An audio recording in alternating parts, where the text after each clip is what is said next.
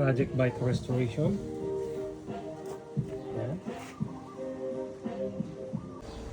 Ito ngayon guys, tapos na nating napinturahan. Ayan. Kulay pula ang pininta natin sa chassis niya guys. Ayan, darating na mamaya yung mga parts at mag-assemble tayo mamaya. Paunti-unti. Ito ang ating mini bike project guys, na electric bike mini. Ayan. Tapos na natin napinturahan guys. Okay guys, this is our bike project. Ayan. Dumating na yung mga parts na in-order natin. Magbubukas tayo guys. Ito yung kanyang mga parts. Dumating na yung iba at marami pang darating na parts.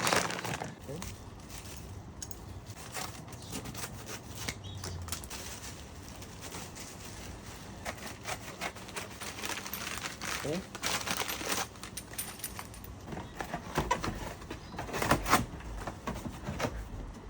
Tires.